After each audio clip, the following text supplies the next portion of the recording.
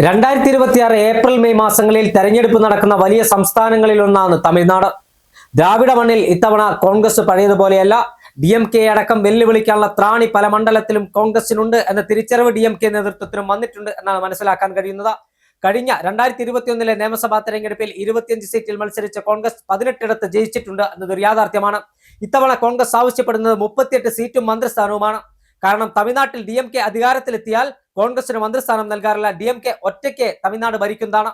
അതോടൊപ്പം തന്നെ നേരത്തെ ചില തെരഞ്ഞെടുപ്പുകളിൽ 2011 തെരഞ്ഞെടുപ്പിൽ DMKക്ക് അധികാരത്തിൽ വരാൻ കേവല ഭൂരിപക്ഷം ലഭിക്കാതിരുന്നിട്ടും പുറത്തുനിന്ന് കോൺഗ്രസ് പിന്തുണച്ചതിന്റെ ബലത്തിൽ മാത്രമാണ് DMKക്ക് അധികാരം ലഭിച്ചത്.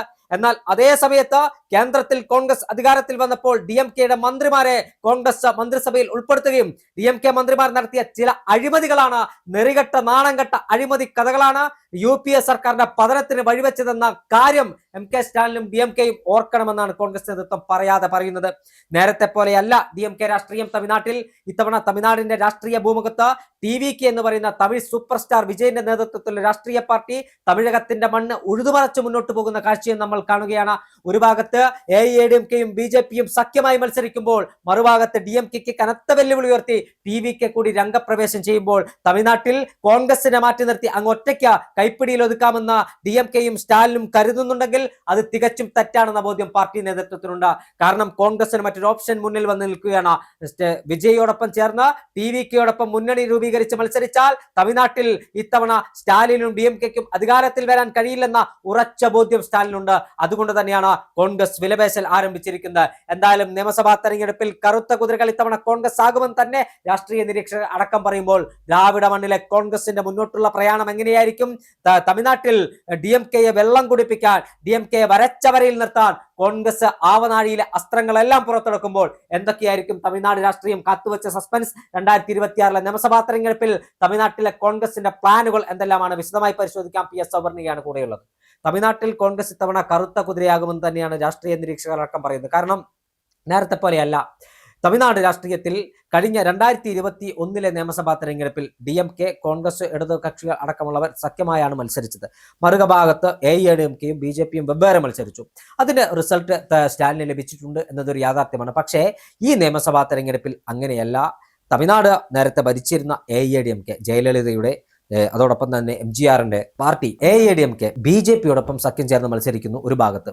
മറുഭാഗത്ത് TVK എന്ന് പറയുന്ന നടൻ വിജയുടെ നേതൃത്വത്തിലുള്ള രാഷ്ട്രീയ പാർട്ടി തമിഴ്നാടിന്റെ മണ്ണ് ഉഴുതുമറിച്ച് മുന്നോട്ട് പോവുകയാണ്. യുവാക്കളുടെ ഒരു വലിയ പിന്തുണ വിജയ്ക്ക് ലഭിക്കുന്നു. വിജയ് പങ്കെടുക്കുന്ന ഓരോ റാലിയിലും ലക്ഷക്കണക്കിന് ആളുകൾ തിങ്ങിക്കൂടുമ്പോൾ അത് നെഞ്ചെടുപ്പ് വർദ്ധിപ്പിക്കുന്ന സ്റ്റാലിൻ്റെയും അതോടൊപ്പം തന്നെ മകൻ ഉദയനിധി സ്റ്റാലിൻ്റെയും അതോടൊപ്പം തന്നെ DMK എന്ന് പറയുന്ന രാഷ്ട്രീയ പാർട്ടിയുടെയുമാണ്.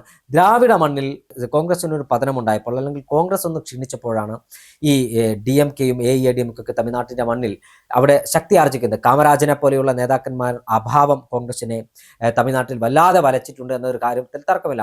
പിന്നീട് GK വാസനെ പോലെയുള്ള നേതാക്കന്മാർ കോൺഗ്രസ് വിട്ട് പുറത്തു പോകുന്നു. തമിഴ് മാനില കോൺഗ്രസ് എന്ന് പറയുന്ന രാഷ്ട്രീയ പാർട്ടി ഉണ്ടാകുന്നു. ആ തമിഴ് മാനില കോൺഗ്രസും ഇപ്പോൾ AIADMKയുടെയും BJP സഖ്യത്തിൽ കൂടെ അവിടെയും അവർക്കും വോട്ടിൽ വിള്ളൽ സൃഷ്ടിക്കാൻ കഴിയുമെന്ന കാര്യത്തിൽ യാഥാർത്ഥ്യമാണ്. അതോടൊപ്പം തന്നെ മറുഭാഗത്ത് കോൺഗ്രസിന് ഇപ്പോഴും ബേസ് വോട്ട് തമിഴ്നാട്ടിലുണ്ടെന്ന കാര്യത്തിൽ തർക്കമില്ല. കന്യാകുമാരി പോലെയുള്ള ജില്ലയിൽ അവിടെ കോൺഗ്രസിന് ഒറ്റയ്ക്ക് ജയിക്കാൻ കഴിയും. അവിടെ DMKയുടെ പിന്തുണ കോൺഗ്രസിന് ആവശ്യമില്ല. കോയമ്പത്തൂരിൽ കോൺഗ്രസ് ശക്തമാണ്, തിരുപ്പൂരിൽ കോൺഗ്രസ് ശക്തമാണ്, തിരുപ്പൂരിൽ ഇടതു രാഷ്ട്രീയ പാർട്ടികൾ ശക്തമാണ്.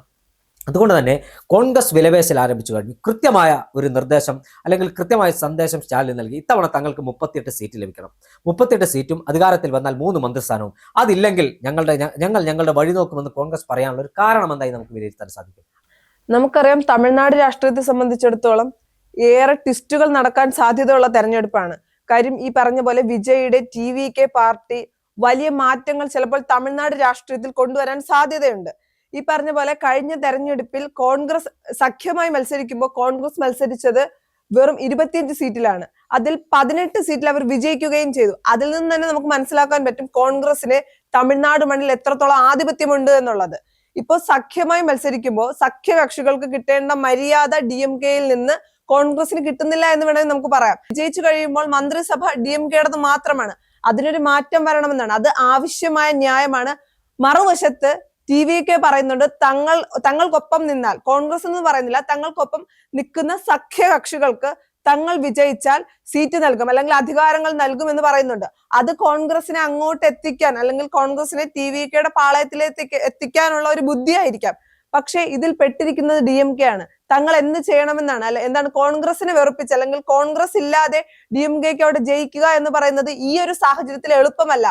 കോൺഗ്രസിന്റെ കയ്യിലാണ്, അല്ലെങ്കിൽ കോൺഗ്രസിനാണ് ഇപ്പോൾ ആർക്കൊപ്പം നിൽക്കണം, ആരെ പിന്തുണയ്ക്കുന്നോ അവർക്കാണ് വിജയ സാധ്യത കൂടുതൽ എന്ന തലത്തിലാണ് പോകുന്നത്. TVKയെ പിന്തുണച്ചാൽ അവിടെ DMKക്ക് കിട്ടാവുന്ന ഏറ്റവും വലിയ അടിയാണത്. അല്ലെങ്കിൽ സ്റ്റാലിന്റെ ഒക്കെ പതനം ആ ഒരു മാറ്റത്തിലൂടെ, കൂറുമാറ്റ രാഷ്ട്രീയത്തിലൂടെ നടക്കും എന്നുള്ള കാര്യത്തിൽ യാതൊരു സംശയവുമില്ല. അപ്പൊ കോൺഗ്രസ് ന്യായമായ ആവശ്യങ്ങൾ ഉന്നയിക്കുന്നു.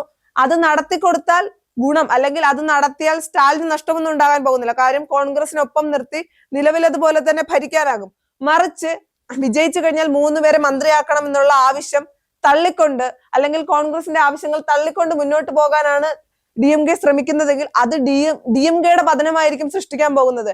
കാര്യം കോൺഗ്രസിന് സുഖമായി TVKക്കൊപ്പം നിന്ന് വിജയിക്കാൻ കഴിയും. കാര്യം കോൺഗ്രസിന് ബേസ് വോട്ടുള്ള, അല്ലെങ്കിൽ കോൺഗ്രസിന് വ്യക്തമായ രാഷ്ട്രീയമുള്ള മണ്ണാണ് തമിഴ്നാടിൻ്റെത്. അതുകൊണ്ട് DMKക്ക് തീരുമാനിക്കാം തങ്ങളുടെ പതനം തങ്ങളായിട്ട് തന്നെ നടത്തണമോ വേണ്ടയോ എന്നുള്ളത്. തീർച്ചയായും അത്തരത്തിൽ തന്നെയാണ് കാര്യങ്ങളുടെ മുന്നോട്ടുള്ള പോക്ക്. അതായത് കൃത്യമായി കോൺഗ്രസിനെ അങ്ങ് പിണക്കി ഞങ്ങളങ്ങ് മത്സരിക്കാം എന്നാണ് സ്റ്റാലിൻ കരുതുന്നതെങ്കിൽ സ്റ്റാലിന് തെറ്റിയിരിക്കുന്നു. ഇത്തവണ തമിഴ്നാട്ടിൽ അങ്ങനെയല്ല. കാരണം മുമ്പെങ്ങും ഇല്ലാത്ത വിധം ഒരു ഭാഗത്ത് AIADMK, BJP, അതോടൊപ്പം തന്നെ TMC, തമിഴ് മാനില കോൺഗ്രസ്, പിന്നെ ചെറുകക്ഷികൾ ഉൾപ്പെടുന്ന NDA മുന്നണി ഒരു ഭാഗത്ത് നിലയുറപ്പിച്ചിരിക്കുന്നു. GK വാസനെ പോലെയുള്ള നേതാക്കന്മാർക്ക് വലിയ സ്വാധീനമുള്ള, മൂപ്പനാരുടെ മകനാണ് മുൻ കോൺഗ്രസ് നേതാവിന്റെ, അദ്ദേഹത്തിന് നല്ല സ്വാധീനമുള്ള പ്രദേശമാണ് തമിഴ്നാടിന്റെ മണ്ണ്. അതോടൊപ്പം തന്നെ മറുഭാഗത്ത് TVKയും ചെറിയ രാഷ്ട്രീയ പാർട്ടികളെല്ലാം ചേർത്ത് പിടിച്ചൊരു മുന്നണി ഉണ്ടാക്കും.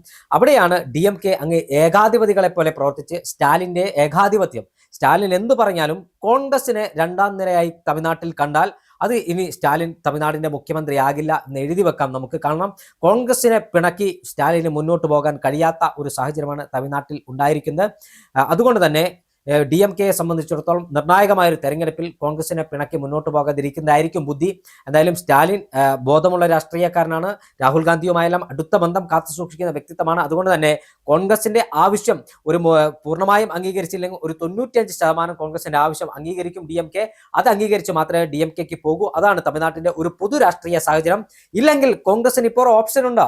38-ന് പകരം 76 സീറ്റ് അല്ലെങ്കിൽ 100 സീറ്റ് നൽകാൻ TVK തയ്യാറാണ്. അവിടെ കോൺഗ്രസും TVKയും കൂടെ ഒത്തൊരുമിച്ച് മത്സരിച്ചാൽ DMK എന്ന രാഷ്ട്രീയ പ്രസ്ഥാനത്തെ അപ്രസക്തമാക്കുന്ന തരത്തിലുള്ള ഒരു മുന്നേറ്റം തമിഴ്നാട്ടിൽ ഉണ്ടാക്കാൻ കഴിയുമെന്നാണ് തമിഴ്നാട്ടിലെ രാഷ്ട്രീയ നിരീക്ഷകർ അടക്കം വ്യക്തമാക്കുന്ന ഒരു കാര്യം. അതുകൊണ്ട് സ്റ്റാലിൻ തീക്കൊള്ളി കൊണ്ട് തലചൊറിയാൻ നിൽക്കില്ല എന്ന് തന്നെയാണ് നമുക്ക് മനസ്സിലാക്കാൻ കഴിയുന്നത്. കോൺഗ്രസുമായി നേരത്തെ തന്നെ സീറ്റ് വിഭജന ചർച്ചകൾ നടത്തണമെന്ന് AICCയുടെ പ്രതിനിധികൾ അടക്കം സ്റ്റാലിനെ കണ്ട് ആവശ്യപ്പെട്ടിട്ടുണ്ട്. അതുകൊണ്ട് കൃത്യമായ രാഷ്ട്രീയ പോരാട്ടം തമിഴ്നാട്ടിൽ നടക്കുമ്പോൾ കോൺഗ്രസ് തന്നെയായിരിക്കും തമിഴ്നാട്ടിൽ ഇത്തവണത്തെ സ്റ്റാർ രാഷ്ട്രീയ പാർട്ടി എന്ന കാര്യത്തിൽ തർക്കമില്ല.